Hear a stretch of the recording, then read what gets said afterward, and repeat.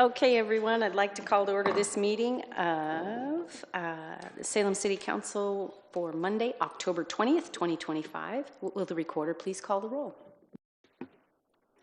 Councillor Tigan? Present. Councillor Nishioka? Here. Councillor Matthews? Here. Councillor Gwynn? Here. Councillor Brown? Present. Councillor Vang? Here. Councillor Nordyke? Here. Councillor Varney? Here. Mayor Julie Hoy? Here. All right, Councillor Vang, would you be willing to lead us in the pledge? Certainly. Thank you.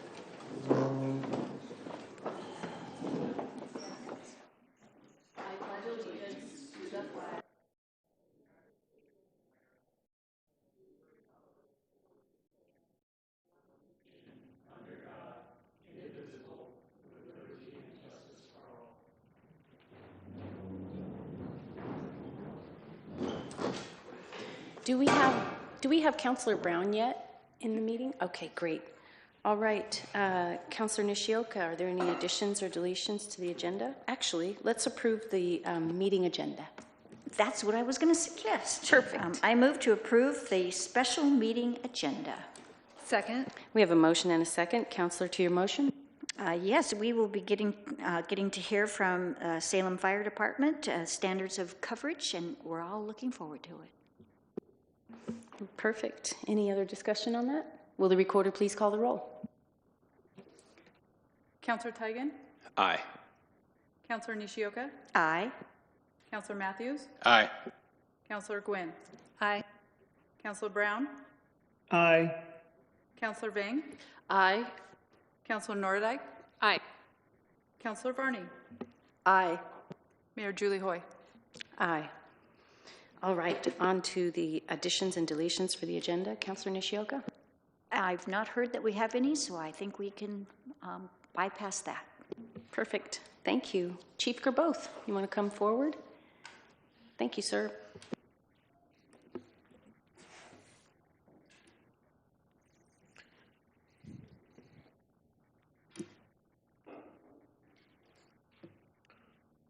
All right, well, good evening. Thank you very much. My name is David Gerboth. I have the honor and privilege of serving as your 43rd Fire Chief. I appreciate you having us today as we discuss the fire department.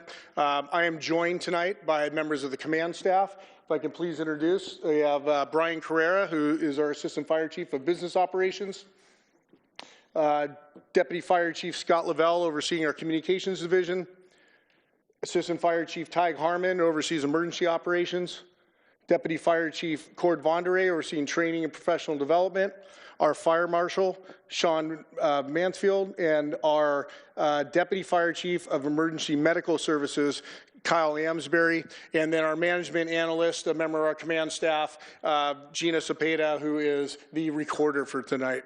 I'd also like to recognize in the audience we have our union president for Salem Firefighters, Local 314, Matt Brozovich, and I noticed that we have the fire chief for the Kaiser Fire Protection District, one of our great partners here tonight. So Chief Russell, thank you for attending. Appreciate that. I do certainly want to recognize the members of the command staff. These are the members of the department that help run this department every single day. Many of them do not have good work-life balance, but they're doing great work out there. And I'd be remiss if I do not recognize the over 320 members of our organization that every single day are responding to calls, responding to emergencies 365 days a year in the city of Salem. We have an incredible workforce of dedicated members that are working extremely hard out there. So tonight, we're going to do one presentation. It's going to be about 30 minutes, and then we'll give you any amount of time for questions that, or comments. We're going to do a department overview of the fire department. We're going to talk about how we compare to national standards. We're going to give an update on our emergency medical service and our ambulance service that we started in July. We're going to discuss the Willamette Valley Communications Center, interagency collaboration, our automatic aid program, some of the moving forward, and then questions and comments. So 167 years of dedicated service continue evolving to meet community needs. Salem Fire Department established in 1857. And during that time, we have certainly evolved. We have a simple mission to be a community-focused organization delivering the highest level of service and be a model throughout Oregon and the nation. And I feel that we're on the right trajectory. We certainly have challenges we're working through, but we're on the right trajectory to really start being a model throughout this region, this state.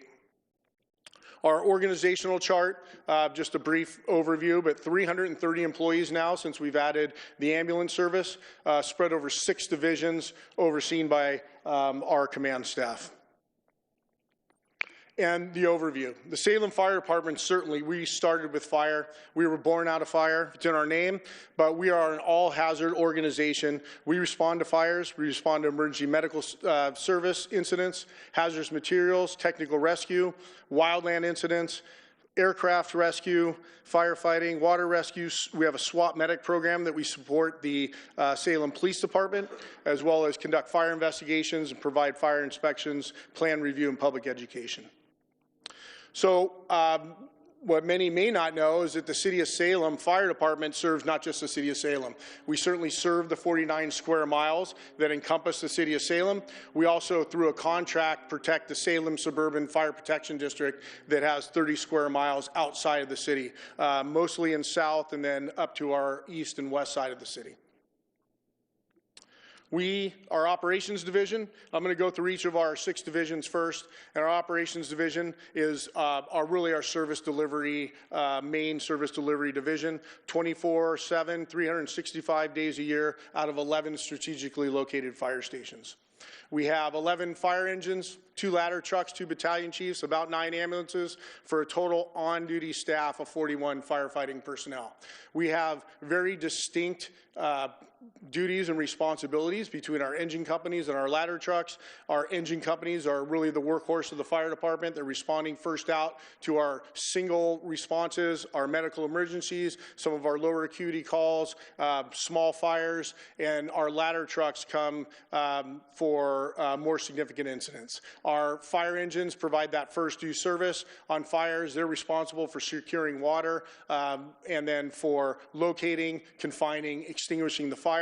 Our ladder trucks are responsible for providing access to buildings, doing search and rescue, providing ventilation and salvage, protecting property, as well as conducting rescues in different types of emergencies. We certainly go to fires. We have been incredibly busy this year. I know I've had conversations with many of the counselors about, hey, are we really busy? Why are we so busy? Why do we have so many fires? I think there's a couple things. One is, I will tell you, over the last year, we've made a concerted effort to improve communications from this organization, both internally to our membership and then outwardly to city leadership, elected officials, stakeholders. You'll see it as the neighborhood associations. We just been conducting open houses this month. We are definitely having a change in communication. You'll see it in the significant incident reports that you get. And so some of this is a product of just better communication, not necessarily a great number more fires than we've had. We are a busy organization, and it has always been a busy organization. Some of it really is communication. We do have an uptick in fires this year.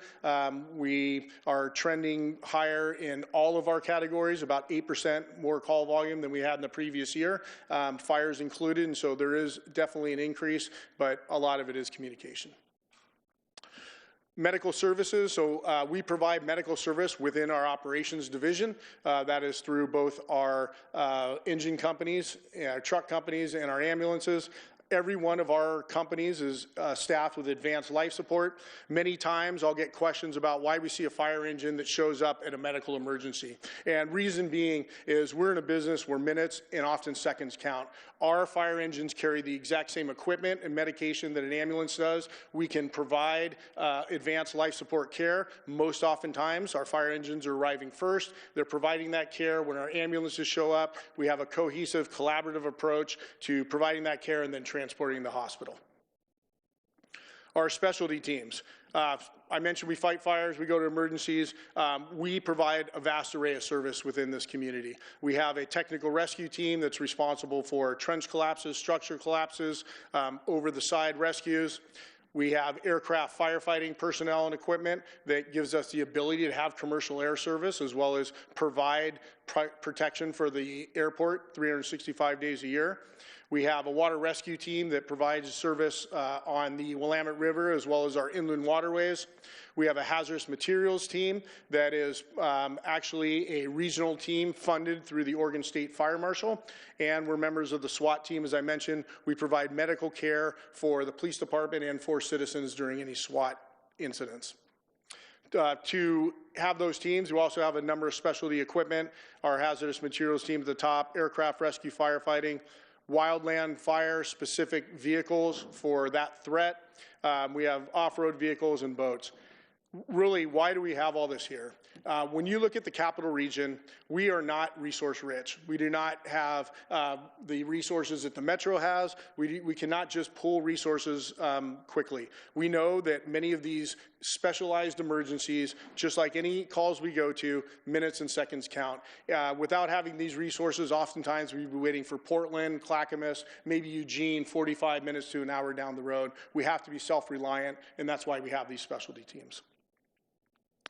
Our training division conducts professional development, continuing education. We have a number of regulatory requirements that we have to do for training, both with the fire side and our emergency medical services side. We do personnel training, recruitment, our fire academy, safety, and special projects out of training. Our emergency medical services division. So we mentioned ambulance service started on July 1st. We hired 60 personnel, 52 EMTs and paramedics, 8 support staff, our new EMS headquarters. Our EMS fund is funding ambulance system, dispatching costs, IT, human resources, and fleet, and this is all done through an enterprise fund that has not touched the general fund. And I will give you a better update later. I'll go through our divisions first. Our administrative division, although is very small, it's mighty, and they conduct payroll, purchasing, contracting, our data analysis, our emergency management, communications, customer service. Our communications division is the Willamette Valley Communications Center, as well as our radio shops, it is programming. Extremely busy, extremely high stress environment, 450,000 calls a year. I know many of you have had the opportunity to see our center and actually do ride-alongs there. 79 personnel that we're supporting. In our community risk reduction division, led by our fire marshal, ensuring public safety, this is what oversees our code compliance, our education, plan reviews. Our deputy fire marshals are also all fire investigators, and we're one of 6 exempt jurisdictions within Oregon. And what that means is that with other jurisdictions, the Oregon State Fire Marshal actually oversees the fire code. Here, we have the ability to oversee the fire code ourselves. As long as we are making sure that we are meeting the intent of the fire code, we have the ability to change that as we see fit to fit our community. So we don't have to take a state square and put it into a round hole. We can actually work with our businesses as long as we stay safe and work within that fire code. So standards and response. When we look at standards and response, we look at the National Fire Protection Association. This has over 300 codes. We use it not just for standards and response, but I mentioned our fire code. National Fire Protection Association codes are adopted into our fire code. One example, NFPA 13 oversees all of our sprinklering of buildings. And so that is adopted straight to our fire code. So NFPA has looked at the standard for fire throughout the nation in many different disciplines. So the standard that we put ourselves up against is Standard 1710, and that's the organization of career fire departments. Some of the standards that exist within 1710 is 4-minute travel time. And so that is something what tonight I will show some charts and graphs. Not too many, but enough to make the point. But 4-minute travel time to an emergency, that is the standard once we're dispatched. The minimum standard is 4 personnel per company throughout the nation, and arriving in 8 minutes of what we call effective fire force, and that's a first alarm assignment. Oftentimes we talk about response times, which are critically important, but staffing is also a critical part of what the fire department does. EMS also has standards of 4 minutes for medical response and 8 minutes for our advanced life support response. These are the same standards that we adhere to through our ambulance service areas that are administered by both Polk and Marion County. So why do they matter? Why do we even have standards on times? A fire can double in size and intensity every minute. A standard house generally gets a flashover in 3 to 5 minutes. This is when a room is engulfed in flames simultaneously at one time, and at the most you have 10 seconds to get out to survive. For EMS, our cardiac arrest, we have brain damage after 4 to 6 minutes, and if we use a automatic external defibrillator within 3 to 4 minutes, we have over 70% survival rate for cardiac arrest. That's really critically important, and that's why, again, oftentimes you'll see a fire engine that shows up first before an ambulance. This is the reason why these times matter. When we look at our compliance standards, first arriving company with 4 firefighters 90% of the time. We can do that 56% of the time in the city. We have fire stations in the city. We have 4-minute response time, but we're doing it with 3 firefighters. Every one of our companies is staffed with 3 firefighters. We're not meeting national standards. We know that is the case. When we look at staffing levels to accumulate and to come together on a fire, we're doing that about 32% of the time for our low hazard responses. That is 17 firefighters working in an environment to make sure that we can sufficiently, effectively, and efficiently put out a single family dwelling fire. This is our 4-minute drive time. This is the beginning of some of the charts, but our yellow is the areas that we are not able to achieve 4 minutes within the city boundaries. So in the top, you look at Fire Station 8. Fire Station 8 is not located in the city. It is located on the Chemeketa campus. It takes us quite a bit of time to get off the campus to get into the city. And then when you look at the lower right corner, the southeast corner, that is what is planned for Fire Station 12. That's our #1 response gap in the city.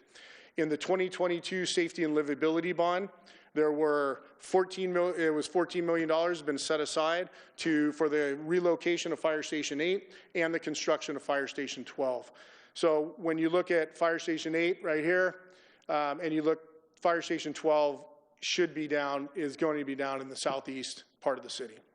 When we look at how we move and actually fill those gaps, we're going to have very good coverage when we move Fire Station 8 and we move Fire Station 12 and we actually put Fire Station 12 into service. We are always going to have very difficult time getting to Illahee, Creekside. To do that, we would have to talk about service enhancements in the future. But right now, Fire Station 8 and 12 are certainly our priority. Our call density map, so when we look around the city, we have certainly areas that are busier than others, although when we look around the city for the dark green and the dark blue, it is pretty well spread out.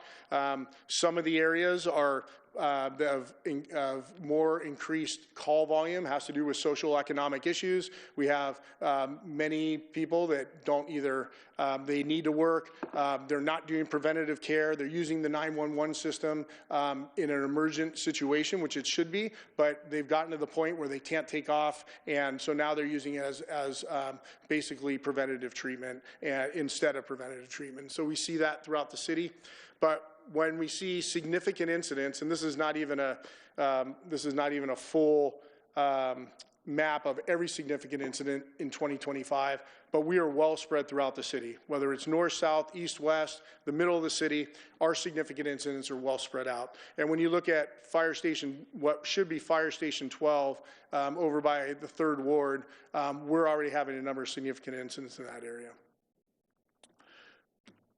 When I look at Fire Station 12 and we talk about it, generally we try to build fire stations on a plane, and we try to build a fire station.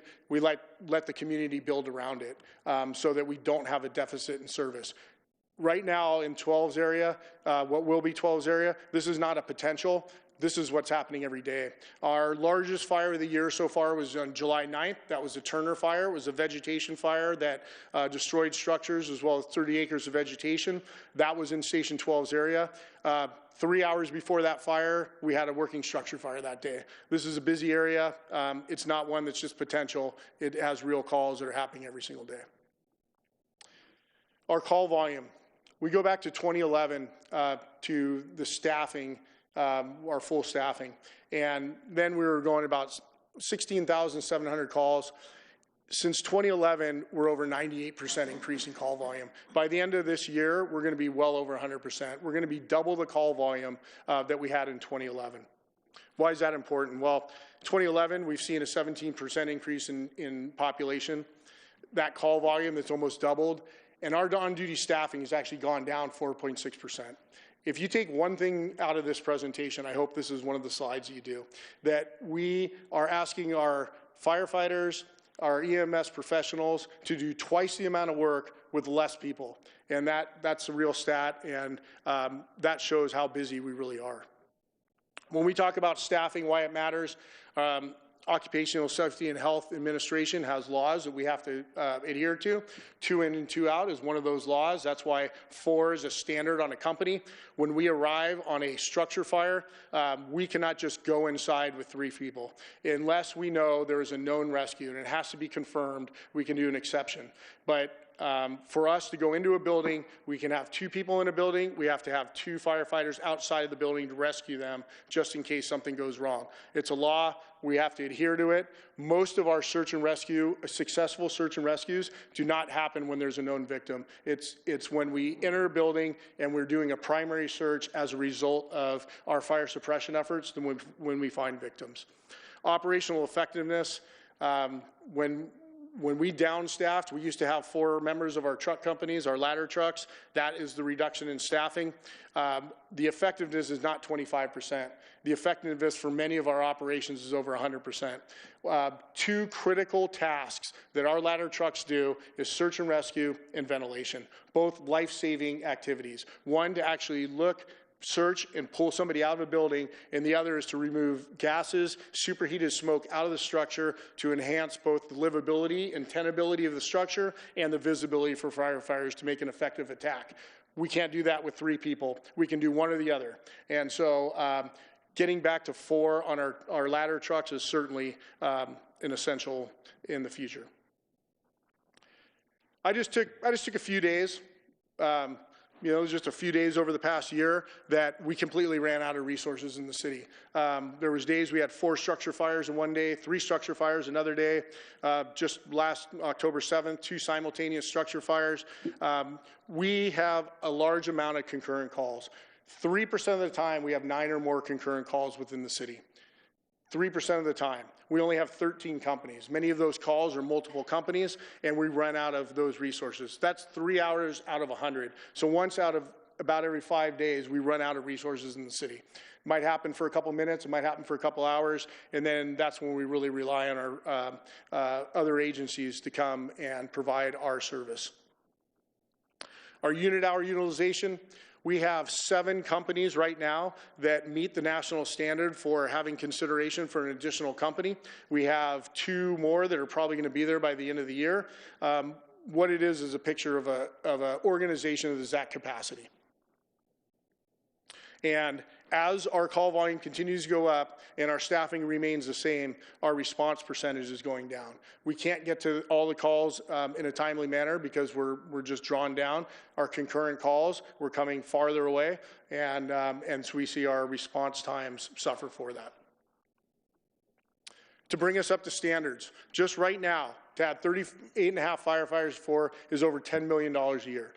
We know that there is no money for that. We know that that's not practical, but I hope that we can work toward incremental improvements in the future because we know that currently the staffing that we have is not sufficient for the call volume and for serving this community.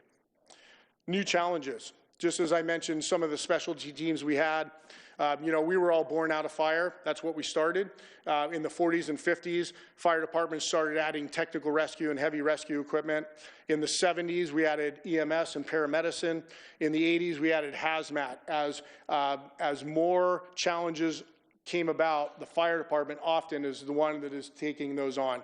Now, lithium-ion batteries is an incredible challenge that we have. These are pictures from our organization, from fires, structure fires that have started because of lithium-ion batteries. We're seeing this proliferation across the United States, whether it's small mobility devices of scooters and bikes that people are keeping inside their house, inside their garage, where the batteries actually detonate and now cause fires. We're seeing that quite a bit. We are seeing battery energy storage facilities, and they are coming to Salem. We have seen those burn for weeks at a time. They are water reactive. There is many different techniques that we need to use to try to safely render the batteries, and it is a big issue out there. Wildland fire, we have seen the increase in wildland fire throughout the United States. We can all argue on why the weather has changed, but I don't think we can argue in the fact that it has. And when we looked at LA having fires in January, that is not normal. When we have 30-acre fires on Turner Road, these are experiences that we have not normally had in the Valley. We have seen it progress throughout the United States. In 2024, more acres burned in Oregon than ever before. It is here, it is in Oregon, and so we're adapting to that. We're trying to boost training with the resources we have. We have just recapitalized our fleet based on the 2022 Safety and Livability Bond, and we added 2 new vehicles specifically designed for wildland fire. We have an increase in population and density. I looked at actually just a piece of dirt across from West Salem right now, but I think 460 units, apartments are going in there, another 150 up the road. I see many apartment buildings that are going in throughout the city as we increase our density and we start going up. That is going to increase our call volume and our service demands. Our vulnerable populations that we have talked about certainly have service demands, and then as we move forward, the challenge with professional development. And this is one of, I think, really challenges sustainability within our organization. Over the years, we have had to tighten budgets. In 2008, we cut a training officer. We have never got that training officer back. We have become an organization that is operationally and task saturated. And when we have to bring our resources together for operations, that does not give us much time to do professional development. And so right now, if you look at this here, anybody in red could walk away tomorrow. So it could just leave. 30% of our organization could retire in 5 years, 30%. And that is a conservative number. That is just based off Salem seniority. Many of the members that we have came from other fire departments. They have many years in retirement already. And so there's many more in red up here. And so it should be concerning. We had a captain's exam recently. We tested 7, only 2 passed. We had a battalion chief's exam last month. 3 took the exam, only 1 passed. We had a deputy's fire recruitment that we did not have a successful recruitment. We have to go outside. And right now, that is not indicative of all of the talent and the people that we have in our organization. We have incredibly talented people. What we have not done is invested in our people. And we really need to make an investment into our people to make sure that we have a sustainable organization. Right now, we don't have enough people to fill the positions that are taking the exams. Emergency medical services, so I mentioned those that we're hiring, the 52 EMTs, paramedics, and the 8 support staff. We got amazing talent that came to the city of Salem. And I feel incredibly fortunate about the paramedics, the EMTs, and the support staff that we had that came here. They're delivering exceptional service to this city. So far, we've had only 2 paramedics that have actually left the system. Our retention has been great. 1 left before they even got to the line because they needed to help their family with a family business. And then the other was a longtime paramedic who left EMS completely. Just was suffering probably some compassion fatigue is how she described it, was complimentary to the organization, but left EMS. So the rest of our workforce has stayed. I will talk about that in a minute. So since July 1st, our compliance is averaging over 90% in Marion County and over 90% in Polk County. Those are meeting our compliance for our ambulance services area. We had an anticipated transports of 54 transports a day. Currently, we're at 57. Our previous provider had a contracted requirement for 1,030 ambulance hours per week. We're doing 1,080. I will tell you what the difference is that we are consistently every single day putting up the hours. We're not shutting down ambulances due to staffing. Our previous provider, we weren't sure which ambulance was going to be staffed each day. The fire department staffed an ambulance, at least one, sometimes two, for 2 years to make up for that deficit. We are consistently providing our service every single day. When we started operationally, we started with what we call basic life support units. And we know that not everybody needs a paramedic. We were not getting the volume that we really needed out of those units, and the advanced life support paramedic units were taking on too much of a load. We want to be nimble. We want to serve in the best way. We changed those to advanced life support units early on within the first month, and that put us in a deficit of 4 paramedics. And so we are hiring for paramedics.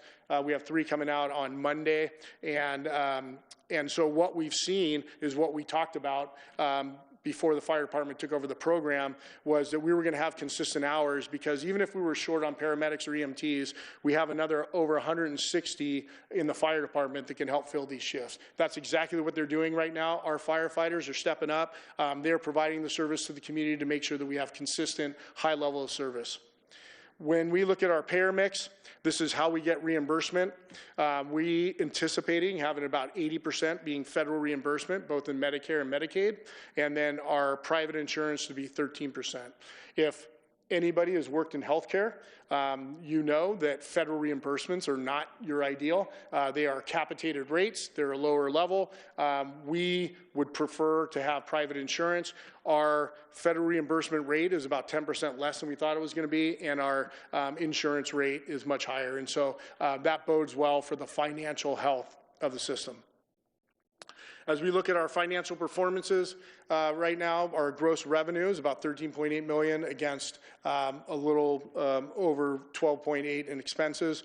Our Q1 expenditures were 21% of budget expenditures. Certainly, first quarter, we would hover around 25%. We're under budget right now. And so, again, I will tell you, it'll probably be January before we see the full return on collections. The federal shutdown is not helping us right now. So the Center for Medicare Services does a lot of our federal reimbursements. They are accepting our claims, but they're not processing them until the end of the shutdown. So there will certainly be a delay of those. As we move forward, we've talked about the CARE Team pilot, the community health response model. We are currently out for recruitment internally for paramedics and EMTs to staff that pilot. We will hear what the county does on November 4th. The Board of Commissioners will have a work session in which they should decide if they're going to help support the mental health associate for that model. Our paramedic and EMT recruitment, I mentioned that we've had good retention thus far. We do have to hire some paramedics because of our switch from BLS to ALS. However, we also know that this is a more transient workforce than we're used to, for good reason. Our EMTs want to become paramedics, many of them. Many EMTs and paramedics want to become firefighters, so they're testing for other fire departments as well as us, and so it's natural that we're going to lose people out of those ranks. Our EMTs to paramedic program is something that we're discussing, is how do we support our EMTs through that career advancement to paramedics so they can either serve our system in an advanced life support role or come as a firefighter or paramedic in the future. Willamette Valley Communications Center, so I mentioned, we are a public safety answering point, 32 agencies, police and fire, incredibly stressful, incredibly intense jobs. And one thing I'm going to focus on is staffing. And so as we look at staffing, the national attrition rate is 25%. We are going up and down around that rate. Recently, APCO, which is the Association of Public Safety Communication Officials, this is the leading organization for dispatch centers around the country, says that the average tenure is 1 to 2 years down to 3. How do we maintain staffing? How do we make sure that we keep up with that? That is one of our main focuses right now. Right now, we're at 55 out of our 63 positions. Our bottleneck is training, so we bring in our communication specialists. You can see we have 20, and they have to get trained to get to communication specialists 1 and 2, and that is certainly our bottleneck. Up until recently, it took 3 years for somebody to get fully trained. We have instituted a number of different ways to help that training and to help our staffing. I will say that because of our staffing right now, when somebody takes off, we're incurring overtime because of it. We're requiring our members to work 10 hours of overtime a week, mandatory. And luckily, this last month, we've seen a reduction. We saw about a 16% reduction in overtime. There are some of those 10-hour shifts we're not needing to be staffed, but that is the standard, is 10 hours per week. And so we're working hard to get that down. We do continue hiring. We do consecutive hiring. Right when we're done with one hiring, we start with another. We have 3 candidates that are starting next week, and then we have another 9 in the process. We have changed some of the way that we train generally across the country. Dispatching was done on a one-to-one training. We have moved to what we call pod training, where we can do 2 or 3 trainees at a time with one trainer. It's been effective for most. Not for everybody, but we're definitely seeing some benefits to that. We're exploring the use of artificial intelligence in our center. It is now becoming prevalent throughout the United States. Some centers are seeing a reduction of 70–80% of their non-emergent calls being able to be adjudicated through artificial intelligence. There is no way that artificial intelligence is replacing our human dispatchers. We need somebody on the phone that has compassion, that can give instructions, that understands. But can we reduce the workload to the point that we don't have the retention problems that we have, not just here, but throughout the United States? And then the WVCC relocation. So right now, our facility, it's not in a great location. It is not secured. We have had a number of break-ins in cars. We've had stolen cars. We have assaults.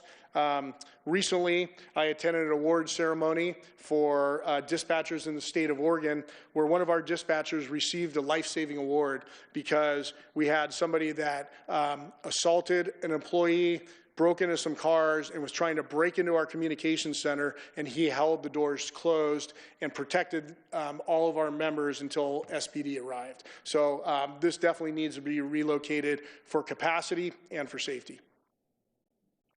Interagency collaboration. So one of the things we talked about was concurrent calls, the amount of calls we're going to. And instead of just throwing up our hands and saying, hey, we're just a busy department and we can't get to them, we're certainly looking at creative ways that we can leverage our resources in the entire region. Interagency collaboration and automatic aid is one of those ways. And so we have, July 1st, we entered into an automatic aid agreement with the Kaiser Fire Protection District and the Marion County Fire Protection District. And what it is and why do we do it? So up until July 1st, we had what we called mutual aid. We would go to calls, we would exhaust our resources, and once our resources are exhausted, we would pick up the phone and we would call our neighbors to come help us. And what that did would increase travel times. We don't know where they're coming from. What we did is we instituted between our 3 agencies automatic aid, and that is closest resource regardless of jurisdiction. When we look at this map, and you can see on this right side here, that's a Marion County fire station. That white is the city of Salem. And this fire station here is Fire Station 10, and this yellow is County Fire District. So up until that time, we could have a structure fire or a heart attack right across the street from a Marion County station, and we wouldn't call them. Same staffing, same training, same equipment, but we weren't being utilized. I do not think that the public really cares what patch is on the side of the fire engine. I think they want somebody that's well-trained, well-equipped, and arrives quickly.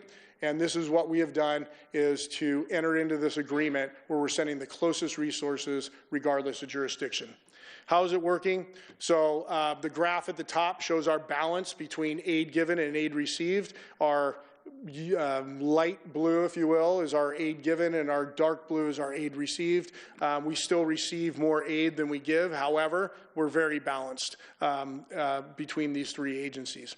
I just took last week. I just said, hey, what did we do last week? October 9th, we had a second alarm residential structure fire in Northgate.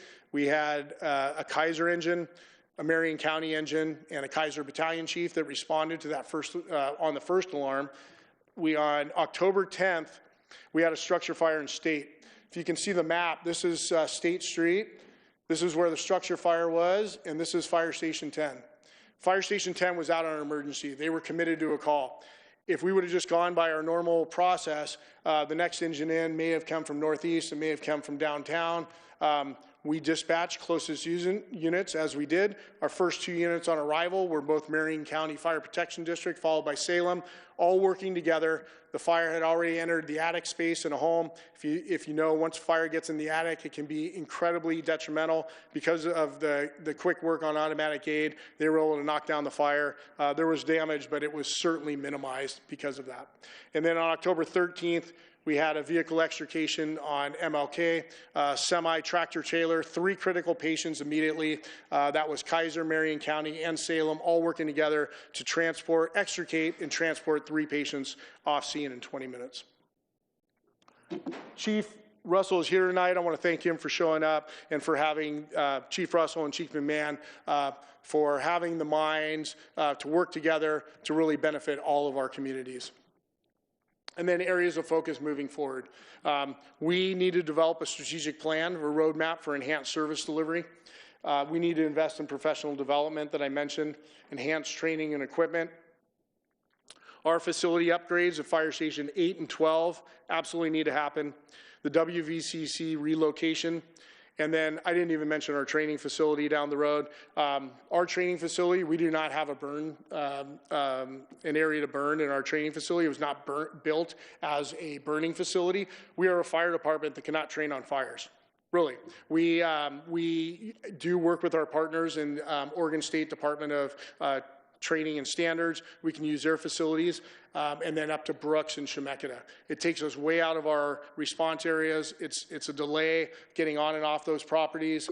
We certainly use them because we have to, but it's certainly not ideal. And then how do we fund it? What are our alternative funding source, whether it's state funding, grants?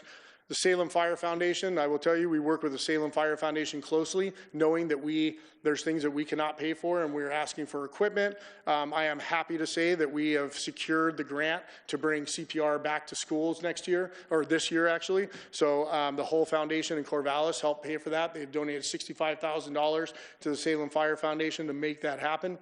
Mobile integrated health, as we look at our care team, there are certainly areas now where it is emerging that those types of resources are reimbursable because hospital systems, healthcare systems are seeing that by doing preventative care and getting people attached to the right resources and not having to go to the emergency room, they're also saving money. And then strategic partnerships with our stakeholders, our nonprofits, our non-governmental agencies, and other jurisdictions. As we develop our strategic plan, we will look at incremental improvements with the fire department. If I had 3 areas of incremental improvement right now, it would be professional development, getting our training officer back, investing in our people, ensuring that we get 4 firefighters back on our ladder trucks, and then staffing, making Station 8 and 12 a reality. With that, I am going to stop. I'm going to see if there's any questions or discussions. I may defer with some of our subject matter experts up here from our command staff, but thank you for your time and attention tonight, and I appreciate you hearing about the Salem Fire Department. Thank you very much, Chief. Anyone have questions? Yeah, go ahead, Councillor Tigan. Thank you, Madam Mayor. Thank you, Chief, and to your team. Can you go back to the hotspots map? I'll maybe try to take the questions maybe a little bit in order of the information you provided.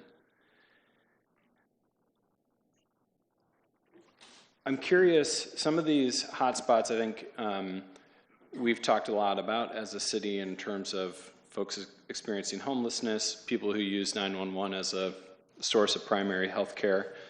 But I think there's also spots on the map, and maybe some of them are further out from downtown and kind of that east-northeast part, where it's either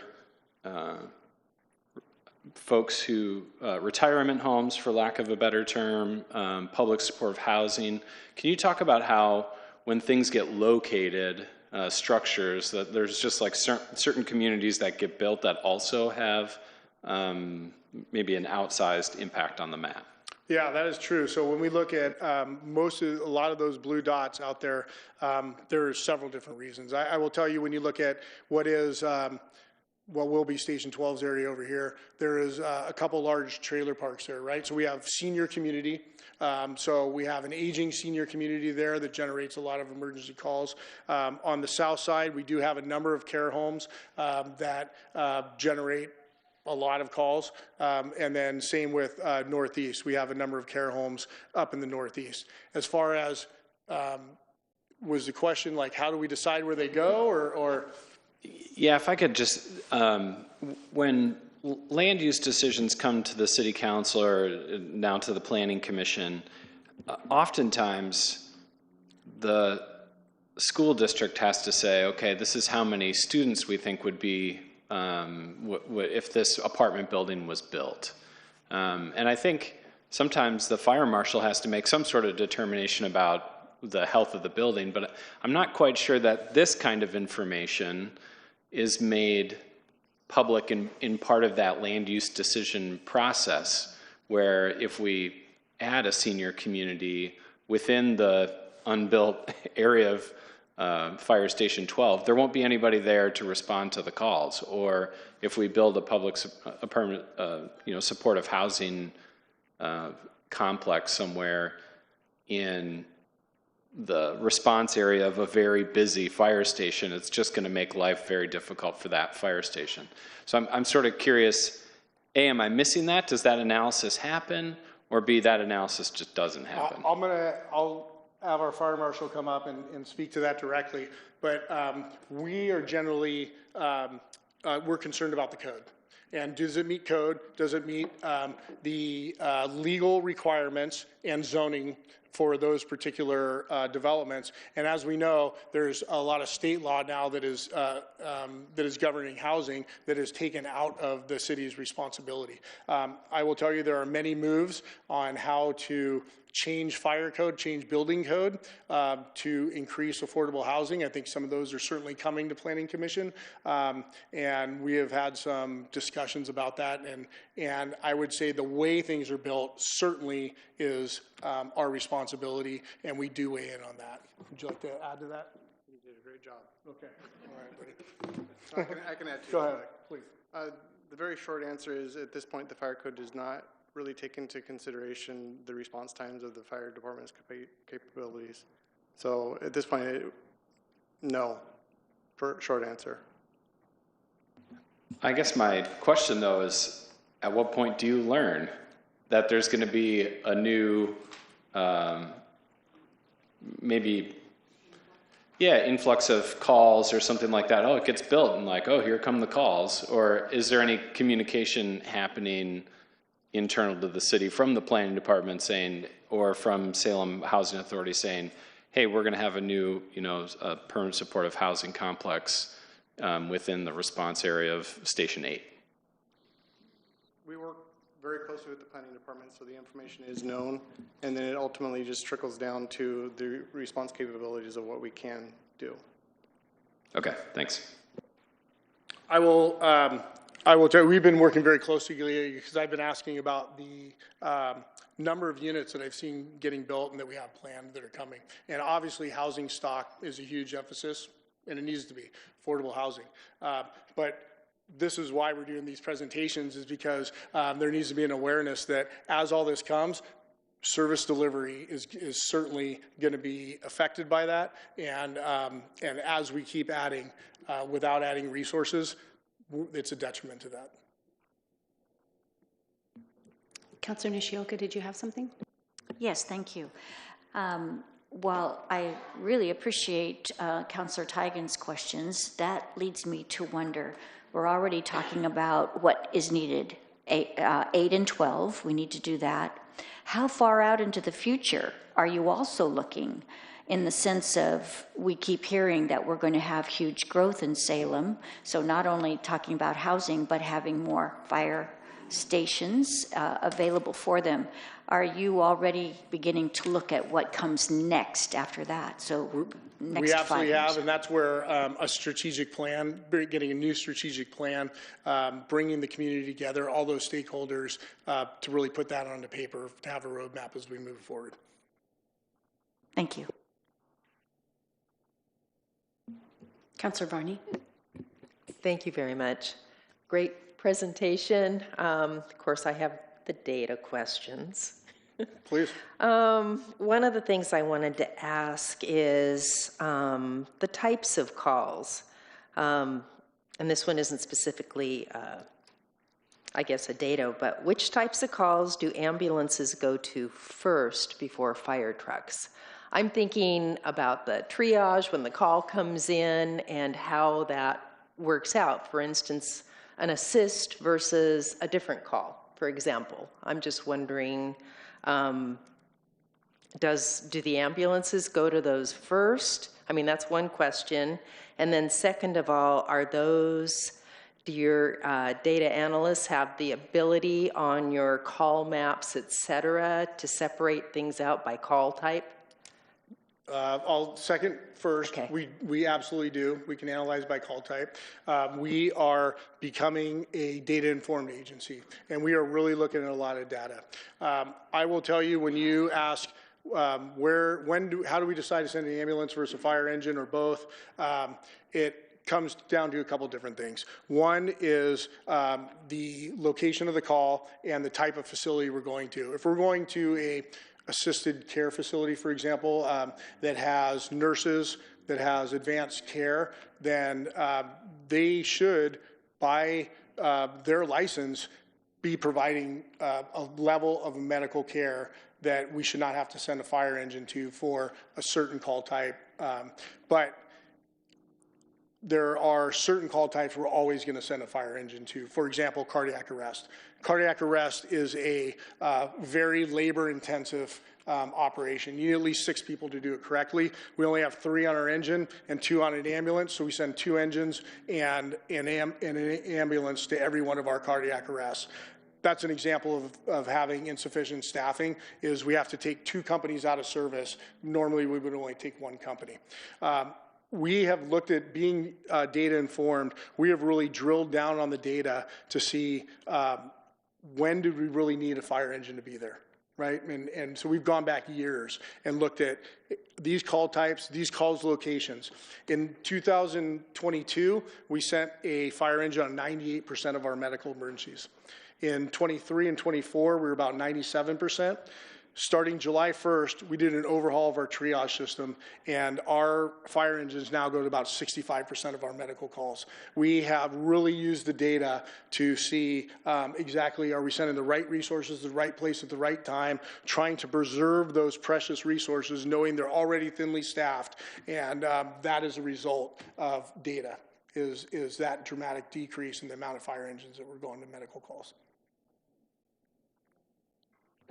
Okay, on the 4-minute travel time benchmark, are those times, are there different times for different types of calls, or is that just the overall standard irregardless of the type of call? Yeah, national standards 4 minutes for fire response. That's what we're going after, and 4 minutes for medical to arrive. National standards is advanced life support is 8 minutes. That's what we use as standard for our ambulance service area as well. But 4 minutes for the arrival of first due company to a fire. And so that is where that 4-minute drive time comes from. Okay, so that doesn't apply to the medical calls, just fire. Medical calls, it's not advanced life support, but having a medical response within 4 minutes, and that is what we do. Generally, our medical responses happen to be advanced life support. Okay, thanks. I have a couple more, but I'll wait. Anyone else? Yeah, Councillor Matthews. So one part I wasn't quite clear on is I think it said that we had approximately 2 times the amount of calls that we had in 2011. which is a 100% increase, but we've only had a 17% of population increase. So what's accounting for such a large call volume increase? We have population differences. We have an aging population since 2011. We have vulnerable population changes since 2011.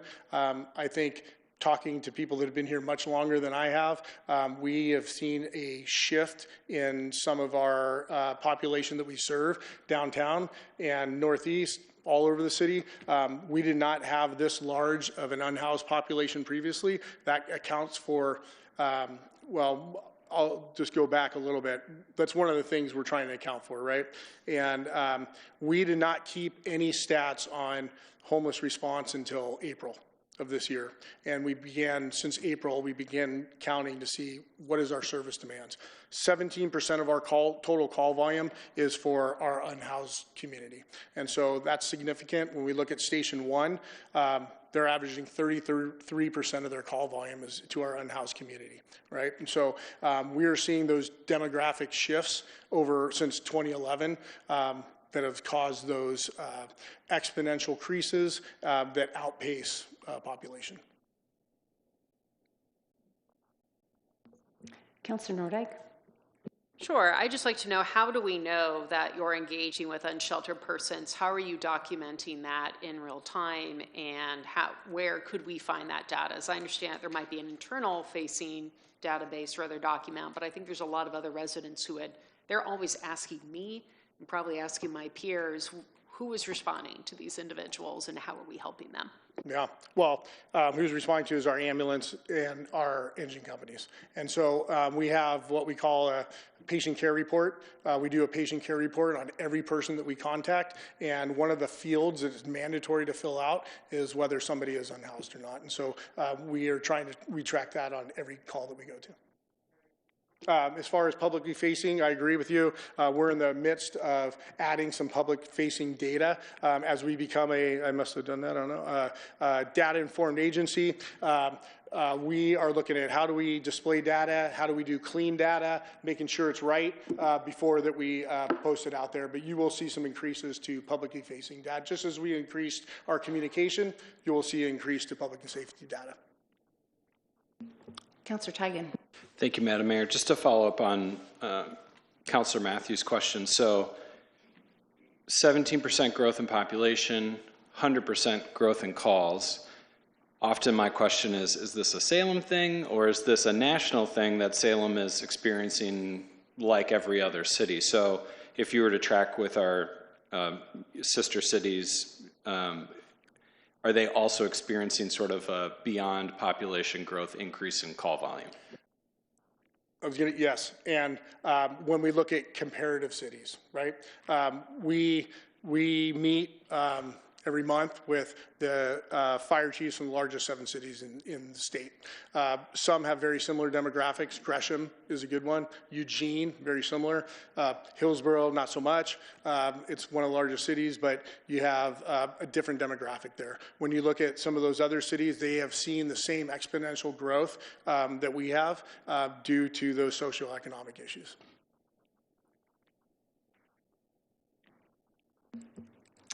Councillor Nishioka? Thank you. What I'm hearing is you need more fire department members so that you can have at least 4 in the station at a time. I'm also hearing that you definitely need more of the call center staffing. And are you also needing additional people for training? I'm trying to understand all of the pieces that you might be needing to upstaff the department. And if you're going to be able to help us understand where we might have to say, oh, we're not quite able to do that yet, and where we recognize, yes, this is critical, so that we can help our process when we start looking at the budget. Absolutely, and we'll put together a proposal, certainly. Professional development, our top 3 right now, professional development. We need to invest in our people. We don't have enough people even passing promotional exams to fill the spots. And that is because we have not prepared them. And I will tell you, going through promotional exams in the fire department is a brutal business. And if you don't pass, it is a morale killer. You've put a bunch of blood, sweat, and tears into this exam. You have ignored your family for months. And if we're not giving you the best preparation for that, morale takes a hit, and oftentimes people don't want to come back, or they don't want to even start the process if they're not sure on the path. And so providing that preparation and professional development is certainly it's our highest priority. Second would be that we need to have Station 8 and Station 12 and to restaff our ladder trucks to 4. I know it's not practical to add 4 firefighters in every company. It's just not. But by adding 4 on a ladder truck, they can be divided into 2 distinct teams that can accomplish critical tasks. And by adding 1 to a truck, you have increased that team's effectiveness by 100%. Thank you. Councillor Tigan. Thank you. I've been through a number of presentations about the fire program and the medical response program, and this is the first time I've heard, and I know it's because it's new, but I'm excited to learn even more about it, the change from mutual aid to automatic aid. I am really curious about what else has to be in place there in terms of communications, relationship building, command at the site. It seems like it's not as straightforward as just, everyone shows up and everyone gets along. We know as a nation that we've faced things where radios don't work, from the most basic to personality driven. So tell me a little bit more about what your team did to go from mutual aid to automatic aid. Yeah, we actually started 7 months before July 1st.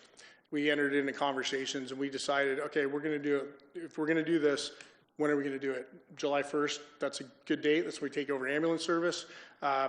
Let's build it 7 months ahead of time. That included ensuring that we were aligned on policies and procedures. It ensured that we had multi-company drills, training together to get to know everybody.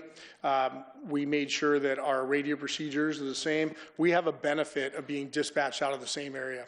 And so it is a continually evolving process, though. Right now, we're dispatched from the same dispatch center, but we have different radio channels that we work off of. And so one thing that we've done is we have a draft of a new radio communications plan where we're going to be on the same radio channels. And so we are constantly working together to make it more efficient and more effective.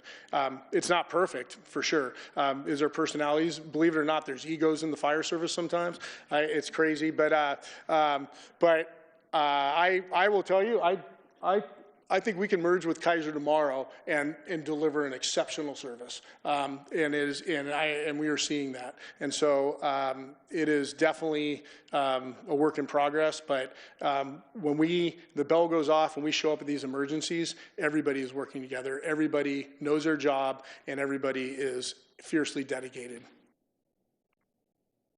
Thank you. Pass back. Yeah, Councillor Matthews. So with the auto aid, and particularly for the employees on the ground, right, what has their response been with the auto aid? Have they found it to be more of a workload? Have they found it to be the same? I know that some of the data is showing that it's the same, but we don't know exactly what kind of calls those are, right? We don't know if we're going to extremely comprehensive calls while they're responding to our calls that are more lift calls, right? Sure. And so what's the feedback on the ground? Well, just in the presentation, I didn't see it. So. Yeah. Yeah, it depends on the company and the personality. Honestly, I think Engine 10 is on the eastern side. They're probably seeing more auto aid than other companies just because of their location. We have seen a decrease. Engine 3 is our business engine in the city. We have seen a decrease on Engine 3's calls because of auto aid. We've seen a pickup on some of Engine 10's calls because of auto aid. There's a balance there. So I think a lot of it is personality driven. Many of the companies are great, and then we have some people doesn't want to go to call in another jurisdiction, and then we work with that through the way that we just work through it through our management. Do you know, so with the implementation of Station 8 and Station 12 over time, will that reduce our need? I've got to assume, and I don't know this from any data, but you obviously probably do, those seem like our areas that we would have the most need, especially because 8, it looked like we were having to spend a lot of time getting out of the county, which means that it's going to take, if it's going to take us longer to get out of the county than it is for the county just to respond to those calls, I would assume we'd see more up in that area, but I don't know. So I guess my question is that as those 2 stations get developed, will we see less of a need in Salem for auto aid? I think definitely Station 8 for sure, and Station 12, we're going to add a resource, right? That's so we should see that go down. Moving Station 8 will probably pick up some calls in the Kaiser that we're not picking up right now to help Kaiser. They're picking up calls for us, and then Station 12 we'll probably pick some calls up in the 10s would normally pick up. Last question from there. So again, with the auto aid, is there a point where we look at it and we say, because I think right now it's all calls, right? It doesn't matter if Joe fell and Joe needs to be picked up, or if it's emergent calls. Yeah, it's emergent calls only, not non-emergent. If it's a non-emergent call, we put them on hold and we let the agency deal with those. So somebody calls because they have a chirping smoke detector, we're not going to use an auto aid company for that. We're going to use somebody in their own jurisdiction.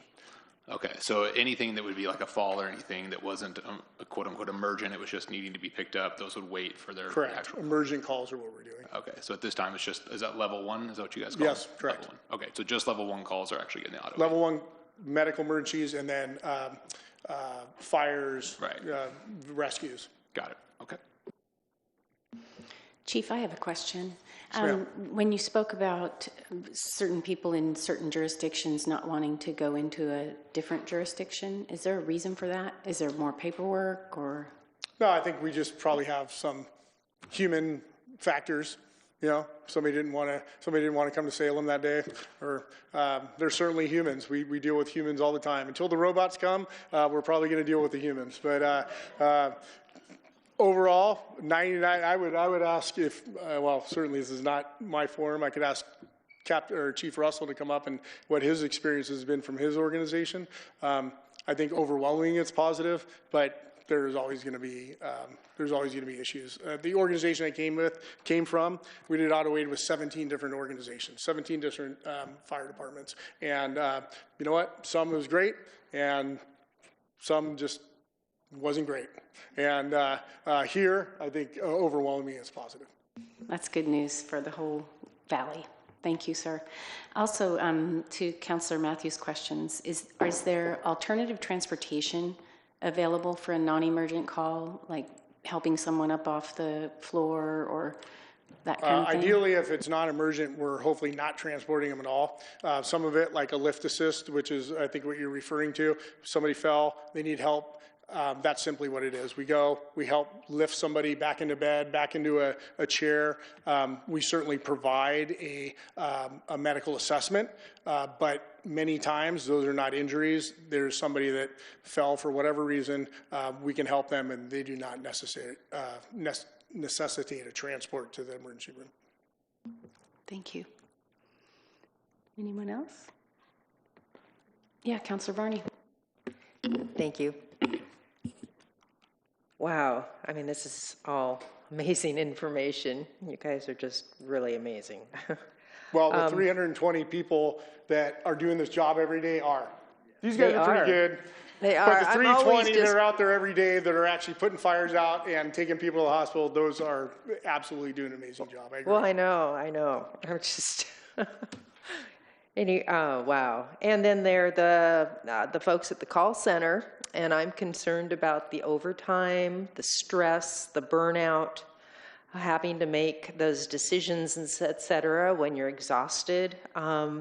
So I kind of missed it in my notes. What are we doing to address the overtime and the attrition? And are other cities experiencing the same thing? And what are they doing? And the reason I bring this up is because you mentioned that professional development is the highest priority. So will professional development help at the call center as well? I'm going to defer to Deputy Fire Chief of Communications, Chief Lavelle. Oh boy, Chief Lavelle. Nice to see y'all. So the question was, would you repeat that just so I make sure I hit? Regarding the overtime, What are we doing to address it? I'm assuming that other cities are experiencing the same thing. You know, what can we do to reduce the overtime and address attrition? You can't really do much about that. You have to recruit. Where does professional development come into that as well, since Yes, that's a priority? Yeah, professional development for the WVCC is also a very high priority for us as well. I'll start there. When the fire department came over to WVCC about 2021, January 2021, we did some surveying, some face-to-face interaction with our people. We wanted to see what was going well and what wasn't going well. One of the things that we found right off the bat was we were lacking in our professional development. There was just a lack of consistency, and it was from no one's, there was no ill intent of that. It's just how things played out within the organization at that time. So when we recognized that, we started working immediately on our professional development. We started working on, people should start preparing for these roles that they want to step into in the center as they progress within their career growth, and we need to start prepping them for that advancement. Versus just, hey, I'm gonna take an interview, and hopefully I do well at this interview, and I get promoted into a new classification, and I learn the job then. So we've really started working similar to what we do on the fire department. We call it working out of class. They really start studying and prepping for that next step and that classification above them. So you learn your job, and you learn your job, the job above you.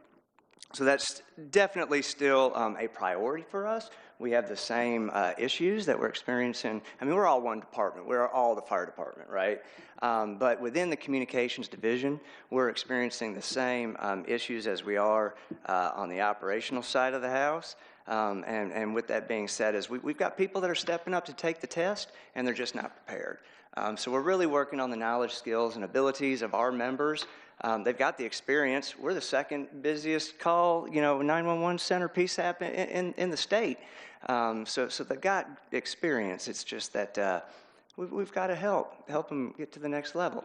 In regards to what we can do about overtime, that is a good question. So by contract, by the collective bargaining agreement that they have with us, the city, labor management, they are mandated to do 10 hours worth of overtime a week. That's a heavy lift, y'all. This is a mentally taxing job. I mean, I didn't even recognize, well, I'll say I on this one. I think all of us could say the same thing. The first time I ever sat down and listened to our communication specialist answer a 911 call, it just blew me away what they had to actually put up with, right? Not only were they dealing with somebody on their worst day, but it may have been, it may be a call that they are talking a mom through doing CPR on her infant child, and they hang that call up. They don't know what the outcome is, right? So your brain's playing tricks on you, but that phone rings again, and they pick it back up, and it's a noise complaint. And I mean, I'd want to, really? But right, they remain professional. So I do want to acknowledge, and Counselor, I am so glad you brought it up. It's a tough gig, and it's not easy. So what are we doing with the overtime? We are doing we're going to have a continuous posting for laterals. So we have a continuous job posting for laterals throughout the country, not just within the state. It is a bummer that we're robbing, from other centers, but I guess that's just the name of the game. They will show up to our center if we are able to capture them with a level of experience that we're just not going to get with a new recruit. Same with the knowledge, skills, and abilities. They're going to be able to, hopefully, their training, it won't be such a bottleneck, so they could hit that ground running. What else are we doing? Chief mentioned it, AI. Assistant Chief Carrera and I had the opportunity to go back to Orlando. Thank you, City Manager Krishna, for approving that. On a side note there, we were able to meet with many PSAPs from across the country to hear what they were doing, because we're all experiencing the same thing, short staffing, right, and a lot of calls. And as Chief mentioned, what we learned at this seminar was that there are platforms that are being developed not to take jobs away from humans, right, but to decrease a workload from a non-emergency perspective. To put it into perspective, our PSAP answers approximately 450,000 calls on an annual basis. I'd say give or take, but it's give. Normally there's more. And with that, about 200,000+ of those calls, so over a third, but under half, are non-emergent calls, right? So we're answering administrative lines. And we're constantly having to put those people on hold, right, when we answer in 911. So it's poor service, too, I think, to the community, or I think we think, right, for the community. So we're really looking at what platforms are out there, maybe who we can partnership with from a vendor standpoint, because this is all new technology. We want to take baby steps, but there are, for instance, triage bots. So, you can call the non-emergency number. A triage bot will answer the phone. It will ask, what are you calling for lack of better terms?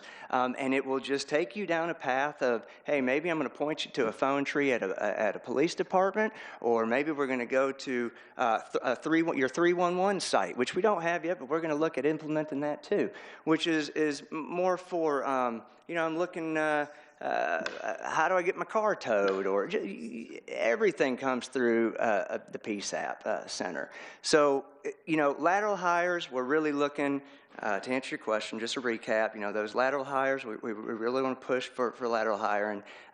We really want to look into the innovation side of things, and then just training. We have a training bottleneck. Chief pointed out a slide. I think this is very important. And I'm sorry, I'll stop rambling after this one. Chief brought up a slide that said, hey, we'll be fully staffed if we just hire 8 more bodies. In theory, that's correct, right? We would be fully staffed from a position standpoint. But the bummer is that those 8 additional people would only be able to do a specific task. And that specific task, well, I hate to say just a specific task, but they would be answering the phone for the most part, right? We need our people to be fully trained, as Chief pointed out, right? So when we hire somebody now, they sign up knowing that within 30 months, they're going to have to be fully radio qualified, which means not only can they answer a phone and help a person on their worst day, but they can also talk to the police boots on the ground. They can talk to the fire, boots on the ground. That is where,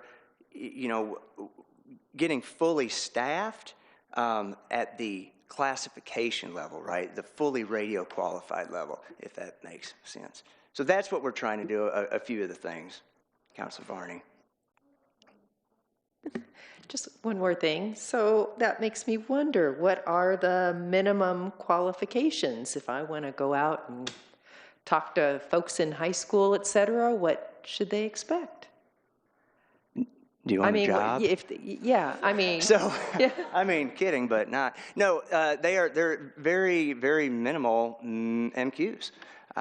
You do need a high school diploma, GED. You have to be 18 years of age, and you have to interview well, at least on the first interview. But I will tell you, it is a very extensive hiring process. It's not cut and dry and short and sweet. It's about a 6-month timeline. We run our people through exactly what the police recruits have to go through. Chief did not share this slide, but the process, right? So you can get your foot in the door for an interview if you're 18 and you've graduated or got your GED.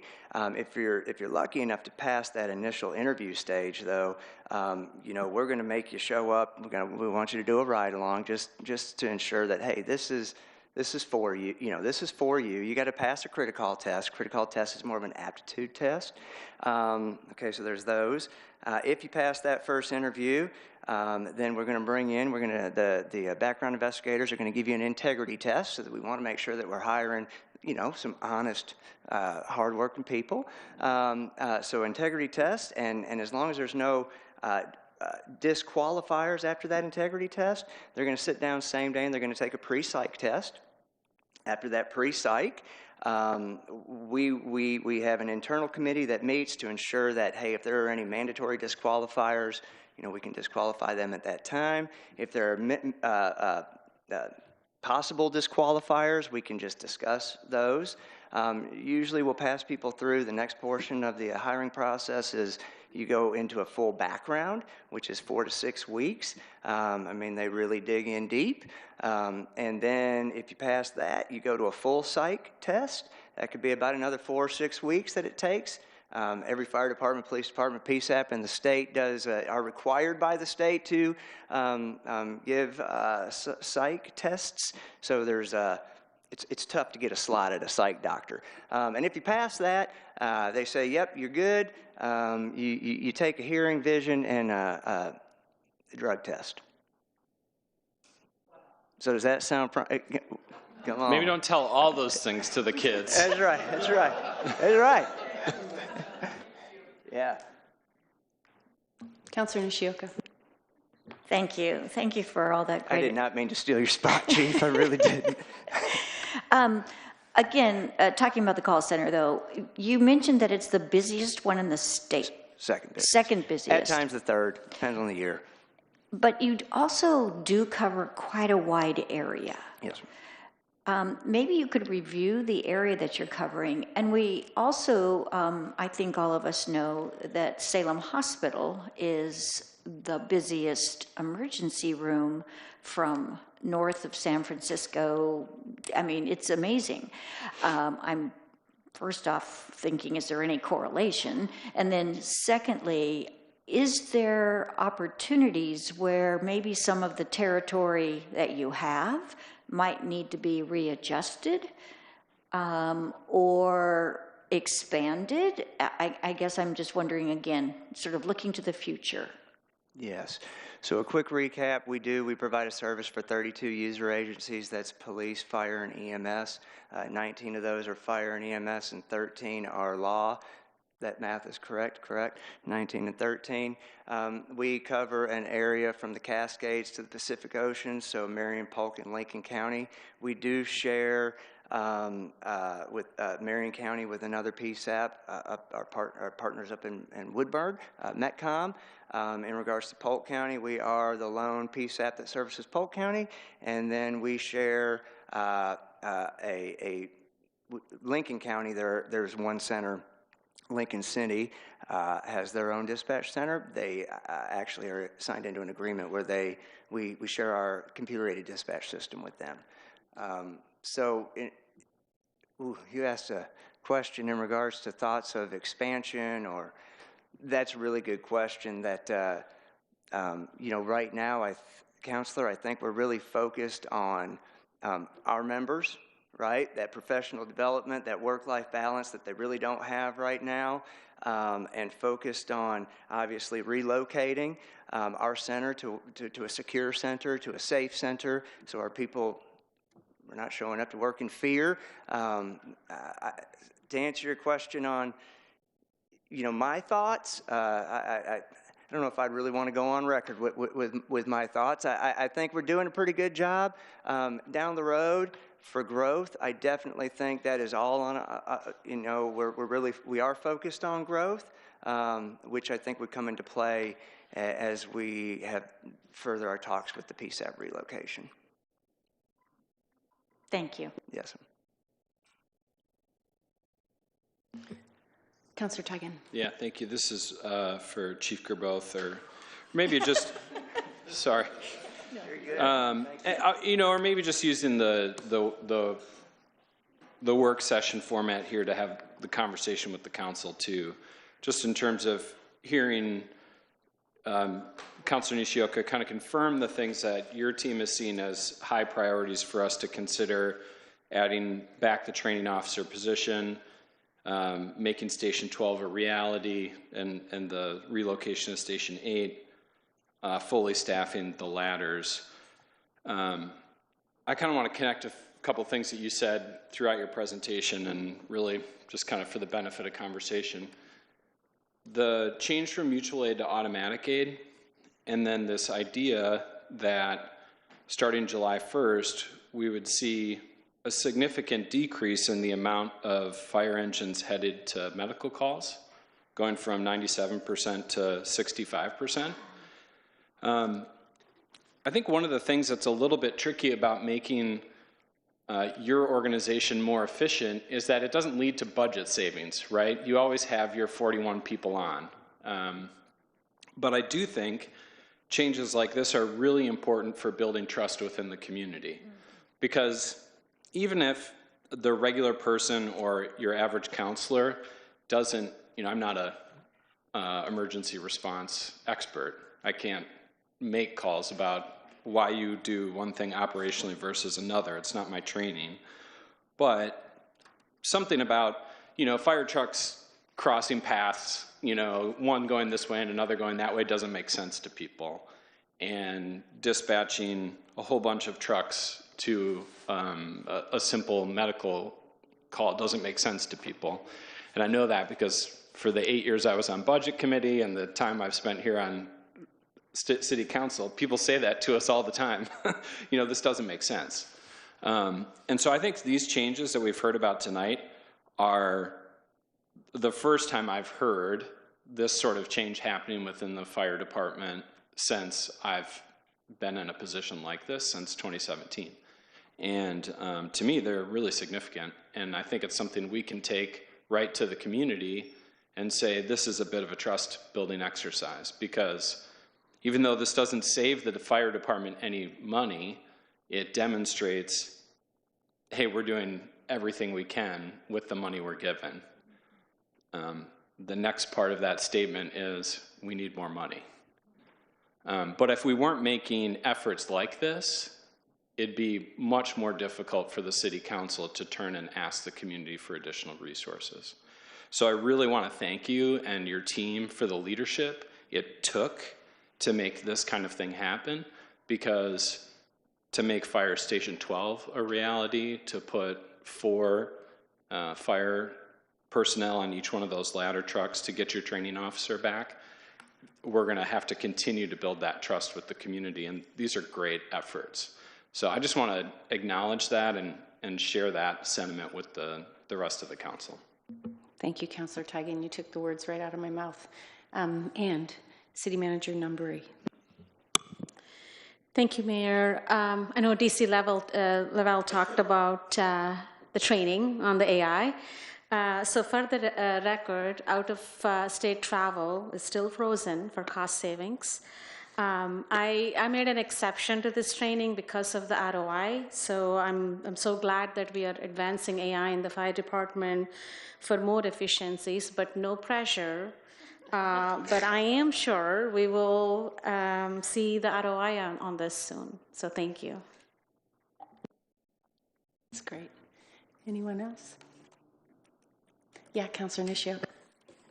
I'm just going to follow up with Councilor Teigen in the sense that, first off, wonderful presentation. And going back, I had made a note, and I neglected to say it earlier. This, again, it's not a question. It's really more of a statement.